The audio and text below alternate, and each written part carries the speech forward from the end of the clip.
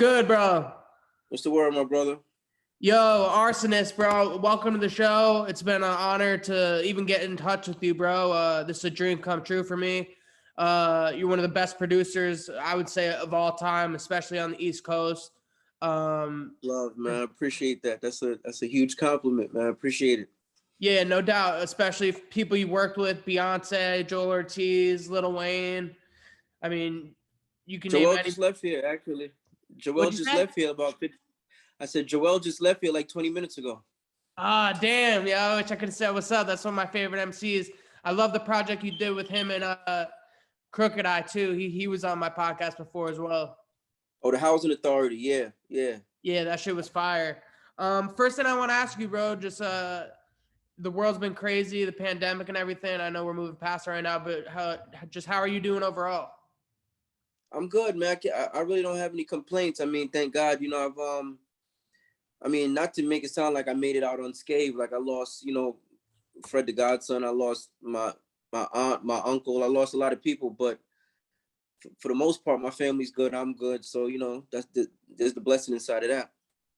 Yeah, for sure. I want to say rest in peace, Fred the Godson. I had his brother on the show for him. Actually, Russ. Shout out to Russ. Yeah, shout out to Russ, for sure. Yeah, I know you guys are really close, and he's one of the best lyricists of all time, and a huge loss to hip hop. And once again, R.I.P. to him. Right. Next thing I want to know, bro, just you growing up, young. I know you came over and then landed in New York. What made you love music? Just not even just hip hop, just music overall, and what inspired you to start making music on your own? I think I love music because without me knowing, I understood that music is like is a form of communication. You understand? It's like I've never been the most like outgoing person, or like I don't have to be the center of attention when I get into a room, but because I feel like I communicate with my music. I've always felt like that. And I just saw the power of music in like a public setting. Cause I used to DJ first. So when I DJ'd, I saw what a record could do to a crowd. So, production is just the next level of that, in my opinion. So I just love the power that music has over the human mind, because it's a powerful thing when used correctly. 100%. Everyone I don't know one person in the world that doesn't enjoy music or listen to music at all. What made you want to be a producer instead of an artist? Was it your personality? Have you ever tried to be like an MC before? And also I also want to ask, who are some of your favorite producers or producers that you look up to now or when you were younger? Well, I guess to answer the second part of the question first was, I've always been a fan of like Premier, Dr. Dre, the RZA. But I've always knew that I had to kind of do things my way. You know what I mean? Because I never wanted to sound like anybody. I just loved certain things that certain producers did, and I might have borrowed certain things and added it to my repertoire. And then, but I was always a big fan of Dr. Dre, but my music sounds nothing like Dre. I just love sonically the way he makes music sound, how big he makes a record sound. And all the greats, Pete Rock, like I said, Premier, RZA, a bunch of people, man. I'm just a fan of the game, to be honest with you, of people that make new and creative things. I'm a fan of them. And what was the first part of the question? What made you want to be a producer instead of like an MC or an artist? And did you try to rap at all at first, or? Yeah, well, not at first. What happened was, it was strictly, I went from DJing to production.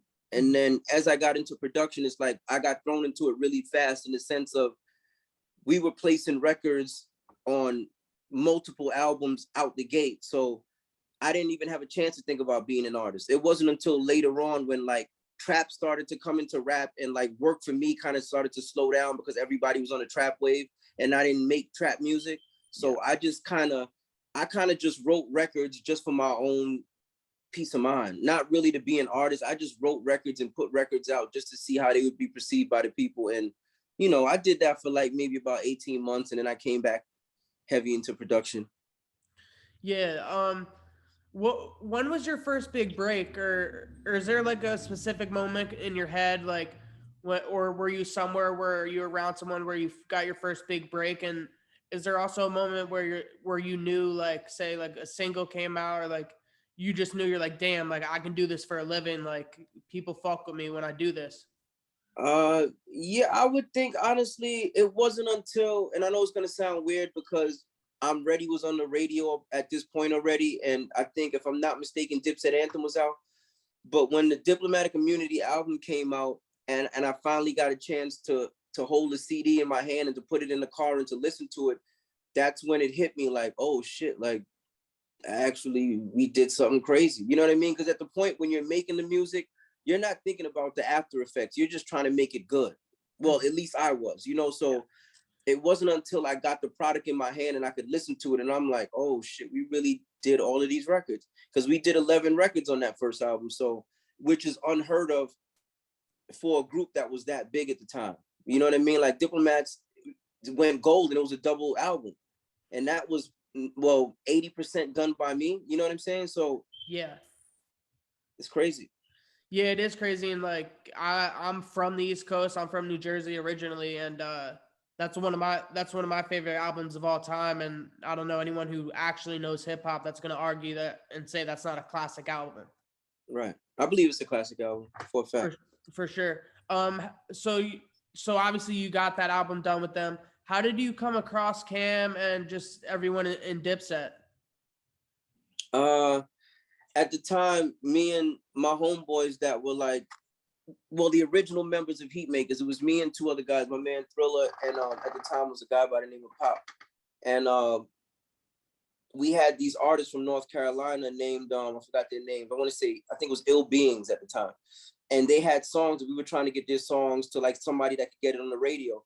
So somebody introduced us to this dude named Renee McLean. We go to his office, we play him the songs. He tells us, you know, like what we got to do. And then he said, what do y'all do? I said, yo, we producers. He said, yo, I manage Cam. Do you have any beats? And I always walked around with a CD on me. So I gave him a CD with like, I want to say about 20 tracks on there. And 9 out of those 20 tracks made it to Diplomatic Immunity. And I did an extra 2 after that. Wow, that's crazy. Yeah, that's That's insane. like being at the right place at the right time too. Right, because at the end of the day, our sound is so signature that it takes a certain type of artist to be able to really mess with those type of records. You know what I'm saying? Like, not every artist could have rhymed on "I'm Ready." You Oh know what I'm yeah, saying? 100%. So it took a certain group or a certain type of artist to be able to do that, and I found the right artist with, you know, Cam, Jim, and Joel's. Yeah, you and Cam have had great relationship. I don't know personally. I'm not. That's not what I'm here for. But I'm just saying, musically wise, you also produce Killer Cam. That's my Yeah, favorite Cameron song of all time. yeah. Cam is always gonna be my homeboy, man. Me and Cam have never had a problem with each other. Hmm. You understand? Because there's no reason to. He Yeah. put me in the game, to be 100% honest. So I could never have an issue with somebody that put me in the game. So, Hmm. you know, that's gonna be forever. Yeah, and also this is one of the biggest accomplishments I think for you or for anyone who ever gets in this position. You've also produced 2 songs for Lil Wayne on the Carter 2, Right. The Right. Mob, and Receipt. Yeah. How did that happen, and how did you and like Lil Wayne get connected, and how did your beats get? Because that's a classic Lil Wayne album, and he's Yeah, one of the yeah. best rappers ever. That's actually the first time Lil Wayne went platinum was on that album. Wow. So yeah, the way that happened was my homeboy, a guy by the name of British, who still manages Cam. He he told me that Lil Wayne was looking for music, and he was like, yo, you know, I mess with the dudes over at Cash Money, give me some beats. I gave him a CD, and I want to say March. I don't hear nothing for like April, May, June, July, August, September. I want to say it was like the second week of October, they hit me like, yo, we want these 2 records. Can you send the files over? And around that time, it's like, this is before high-speed internet. This is like dial-up. You know what I'm saying? Yeah. This is 2005. Yeah, this is 2005, coming close to the end of 2005. So I go to my homeboy's house who got dial-up trying to send 2 big ass wave file. Like, you know what I mean? Like one track might have had about 17 tracks in there, all WAV files. The other one might have had about 15 tracks in their WAV files, and I'm trying to send this through dial-up. That shit took about 5-6 hours. But we had to do it because they were mixing the record. The record was supposed to come out, I think, back then, people were still buying CDs, so they had to send it off to get pressed up and actually sent out. So that was really last minute, because the album was supposed to come out in, like, I want to say 3 weeks from that time. Yeah, were you worried that I wasn't gonna get there in time? No, I wasn't worried, because they wanted it bad. Like, they was on me for the record, so they wanted me to get it to them worse than I wanted to get it to them. Yeah, and that's crazy just for you to even be that's like hip hop history, because you know Wayne, he's one of the best to ever do it. Yeah, he's a beast, man. Yeah, and like those two beats, the mob beat is insane. Same with Receipt, like they're two of the best songs on the album. So it's just like that, yeah, crazy whenever you get on a project, even with a huge artist, like, and they can like get on your kind of beat, and it just makes like so much success, and that just like proves like how good like your skill is at your job at being a producer. I appreciate it, man. Yeah, no doubt, bro. What were you gonna say? I was gonna say, as a producer, you just try to stay somewhat with the times. You know what I mean? I mean, keep your style or your sound, but fit in. You don't want to. I don't want to say you don't want to stand out, but you don't want to be too far left field and all the way out the game. You understand? Like, yeah. Because at the end of the day, we are making music for the masses. We're not just making it for ourselves. So we have to kind of be in tune in some sense. Yeah, I always wanted to ask you this, bro, because I've seen it in previous interviews with you, and now that I'm actually face to face with you, I've always heard about the baseline sessions. Can you explain that? What that is, and just the fans who might not know. I mean, I like kind of know the backstory and everything, but just like, did it make? I mean, you mean where producers would come through and play music? Yeah, and like how like if your shit was whack, you know, you're just out of there. Like, right. I mean, here's the thing. By the time I've witnessed some of those sessions, but I was never in them, because by that time I was already doing, because the way I got into baseline was doing music for Dipset. So I was kind of already locked in, but for the producers that was trying to make their way in, which was a beautiful thing to me, they had to play music face to face for the artist, you know, and if the artist didn't like the first one or two, they kicked them out the studio session. You know what I'm saying? And I just feel like more producers need that to be held accountable, because now people just make a bunch of shit and they just kind of throw it out because they don't have to face that type of criticism. And I think that's a needed criticism. Yeah, 100%. So recently, obviously, everybody knows the Locks versus Dipset versus. Right. I mean, obviously, you're biased. You're with them, but no, I'm not biased. I know I was there, so I know what happened. It's, you know, to me, just Dipset was just underprepared. Yeah, and that's really what it boils down to. The Locks were prepared, and Dipset wasn't. Do you there's think really no other way around it? Yeah, that's exactly what I think happened, because honestly, I thought like Dipset, you know, you guys, they have bigger anthems, like more known anthems than Locks. But obviously, you know, they have Jada, Styles. They're hardcore rappers. I thought it'd be a lot closer, and maybe Dipset would even take it. But do you think? I also agree with you that they were unprepared. But do you also think that it was some of the song selection as well? See, look, I don't want to say unprepared. I say underprepared, because you know what I mean? I'm sure they had a game plan. I don't want to make it sound like they just ran out there and didn't know what they was going to do, but I feel like they were underprepared. You know what I mean? Like, they didn't think about certain situations arising.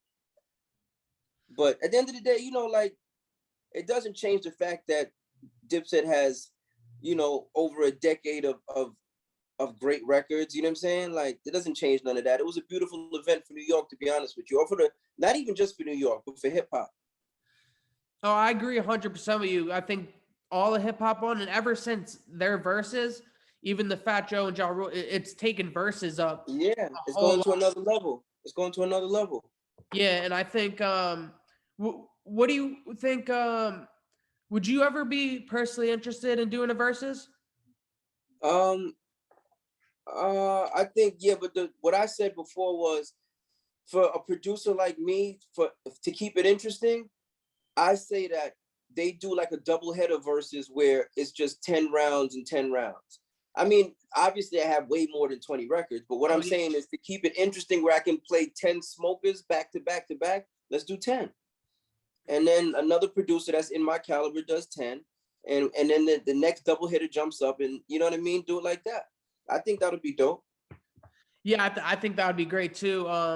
Is there anyone in particular, not I'm saying that you would want to go head to head, but just like who you would have an idea, like who it would make it a good versus or good competition? I've always said the names that come to me, and these are all people that I have respect for, you know what I'm saying? That's why I bring their name up. So I think of people like Ninth Wonder. I think of people like Alchemist. I think of people like see, it's hard to find somebody, and not like I'm talking about myself, but it's hard to find somebody for me to battle because I had a lot of consolidated fire records with majority Dipset. Granted, I did Lil Wayne's records. I've done you know, all the way from like Flip, Gucci. I've done a bunch of different records, you know what I'm saying? Yeah. But the point that I'm making is a lot of my work is consolidated with Dipset, be it individual members or the group.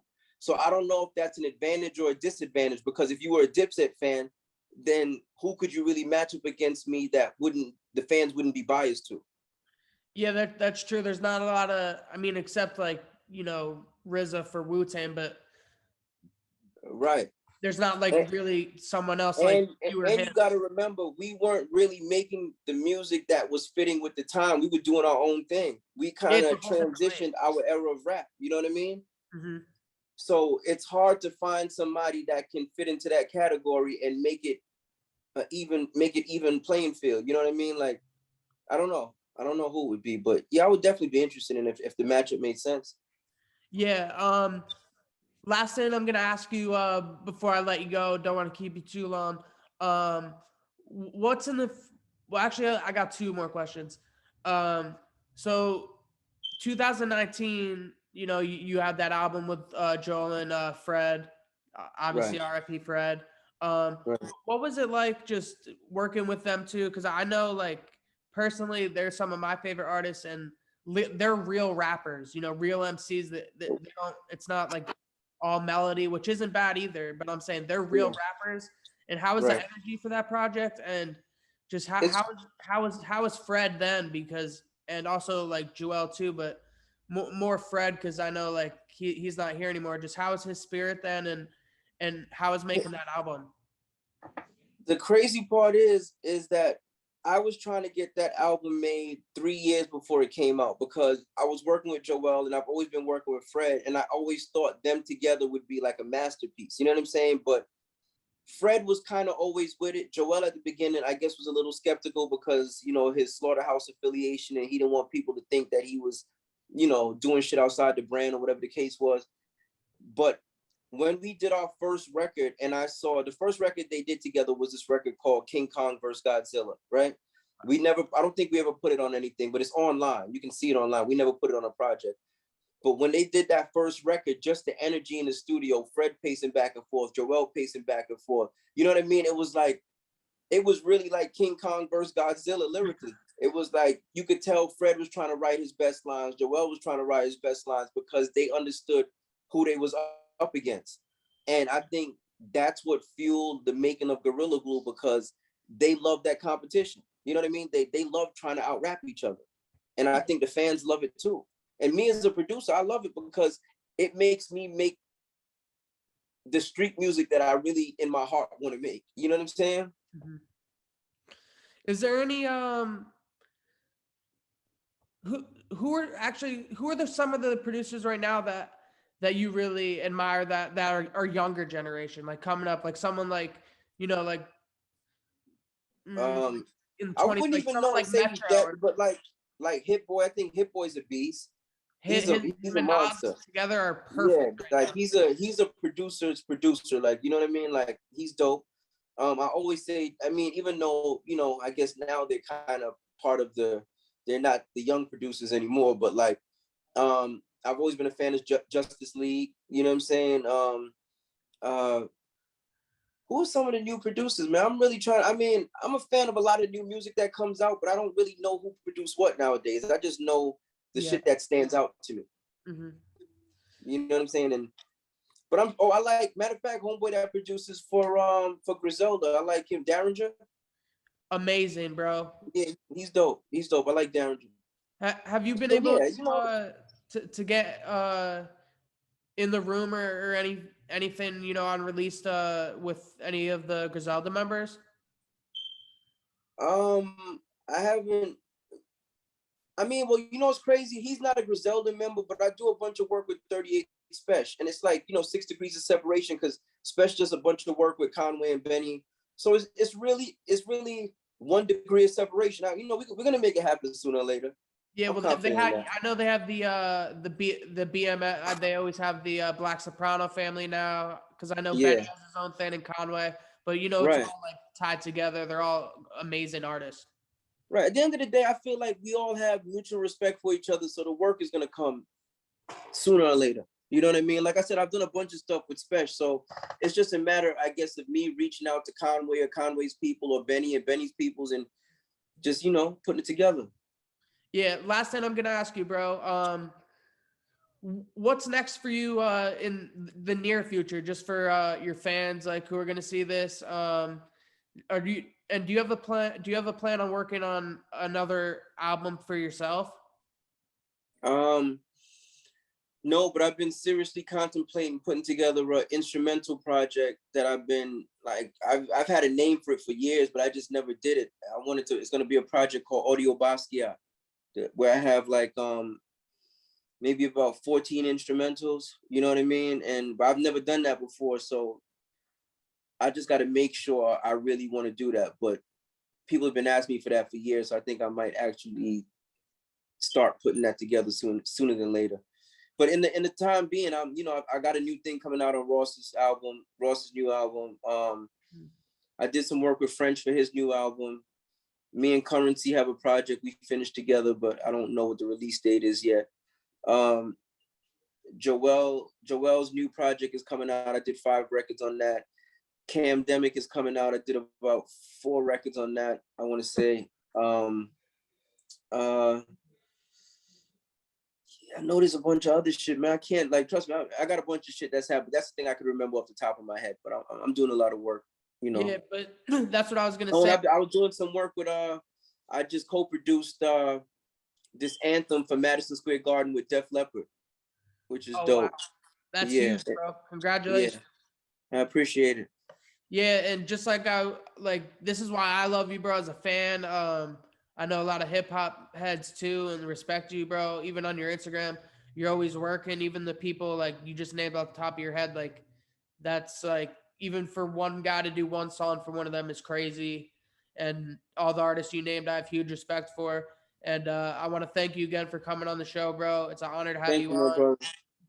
I'm always gonna promote anything you're doing going forward, bro. And hopefully we can have a conversation again. Of course, man. I appreciate it. Thank you for the interview, man. Yeah, no doubt, bro. Stay safe, all right? You too, my brother. All right, see you.